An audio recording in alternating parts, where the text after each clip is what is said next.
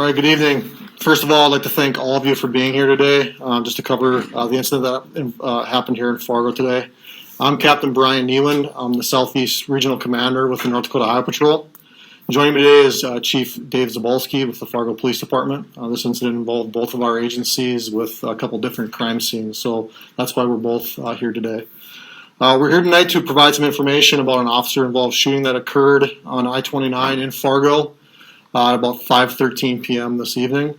It occurred on the northbound I-29 to eastbound I-94 off-ramp is the location of the officer-involved shooting.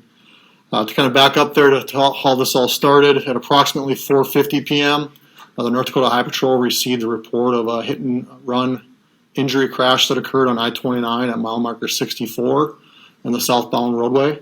That crash involved a blue Chevy Silverado pickup and a motorcycle. The rider on that motorcycle suffered life-threatening injuries in that crash, and the Chevy Silverado fled that crash scene southbound on I-29. At approximately 5:10 p.m. is when the North Dakota Highway Patrol was made aware of a shots fired call in the general area of Essentia Hospital in South Fargo. Troopers were responding to that incident when we learned that there was a blue Chevy Silverado pickup that was fleeing from that shots fired call incident. One of our troopers was on 32nd Avenue, observed the Chevy Silverado traveling westbound on 32nd Avenue towards I-29. That trooper attempted a traffic stop of that vehicle. That vehicle matched the description of the hit-and-run crash that occurred at 4:50 p.m. on I-29. With the description of the vehicle was identical, and there was damage consistent with the crash on that Chevy Silverado.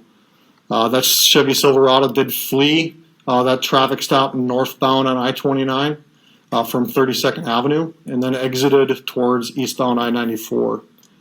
As it was traveling up the off-ramp to eastbound I-94, the Chevy Silverado struck another vehicle, crashed into another vehicle. Both of those vehicles left the roadway, entered the gore area where they both became disabled.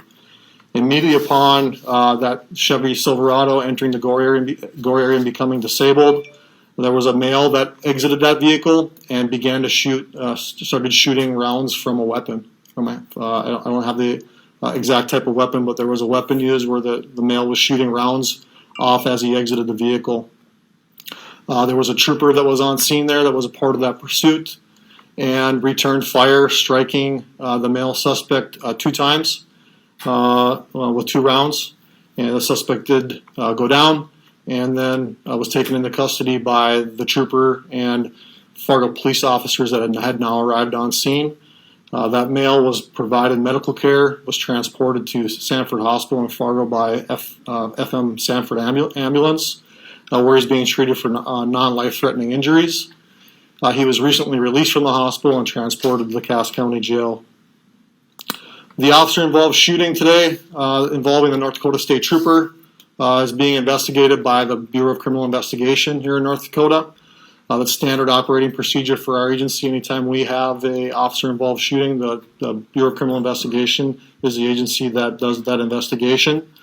The trooper has been placed on administrative leave, which is normal business practices for any law enforcement agencies when an officer is involved in a shooting. And he'll be on administrative leave until it's been reviewed by the BCI and the Cass County State's Attorney's Office.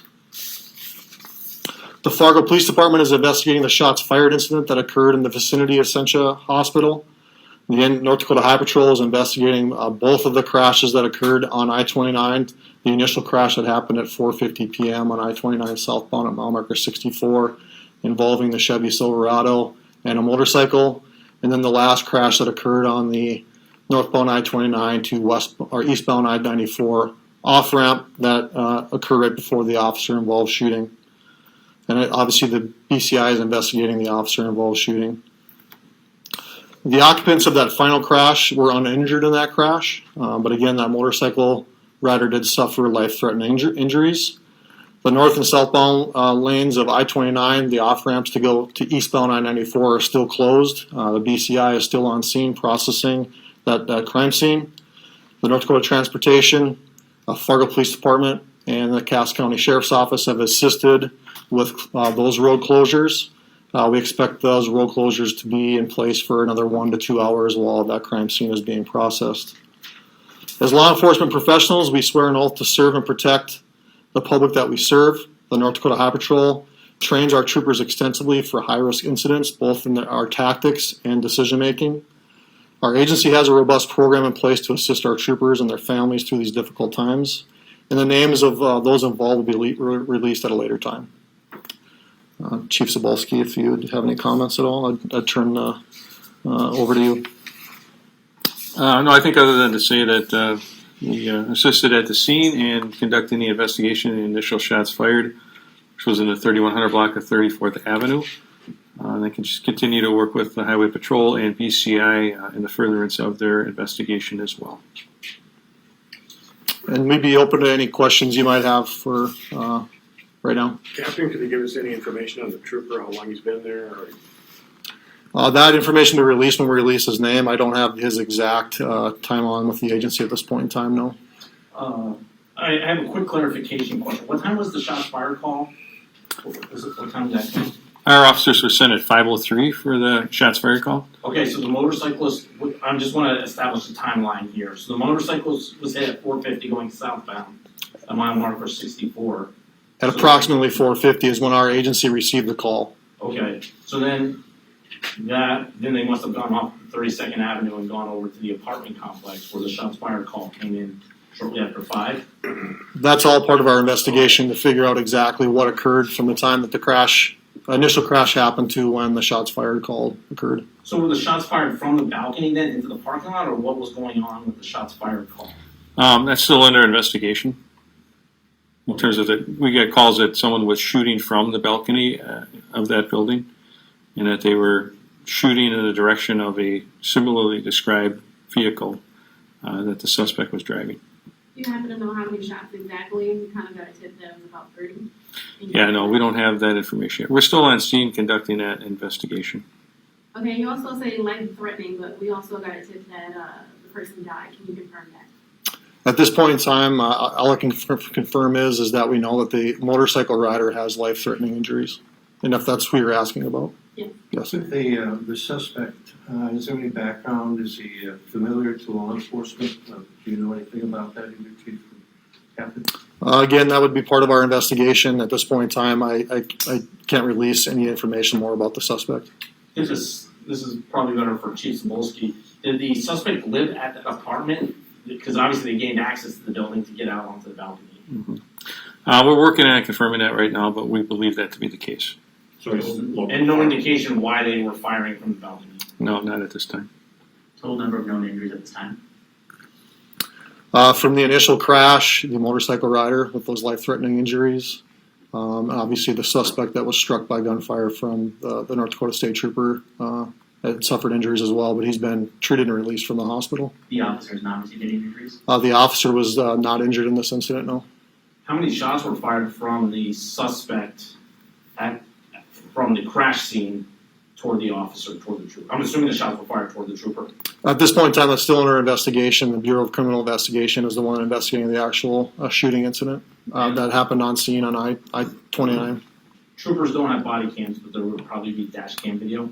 So our agency, we have dash cam video, so there's a camera in our front windshield, and then we wear body microphones as well. So anything that when we're outside the vehicle, you can hear any of the verbal directions or verbal exchange that is going on outside the vehicle, in addition to that camera footage from the front windshield area. And that now be released until investigation is complete. So obviously, it's I haven't watched the video. We haven't had a chance to watch the video. This is still under investigation. The Bureau of Criminal Investigation will receive that video and will be part of their investigation. suspect fairly local? Any age range? The suspect is 28 years of age as a male, and the individual is from Fargo. Can you say where he was shot? He's already been released. Again, it's part of the investigation. I don't know where he was shot. When can we expect to learn more about this incident? In the next 1 or 2 days. Any last questions for me? Anything else you'd like to share that I didn't ask you? Not at this time, no. Thank you all very much. Oh, can you say anything about the driver of the motorcycle, male, female from the area? It is a male, and our troopers are still working that crash investigation, so I'll have some more information about that later tonight. I just don't have it in front of me right now because of the other incident that's ongoing. Are they on scene out there still? Or do they- They're no longer on scene, but they're working, just working on the investigation right now. Any idea what his motive was?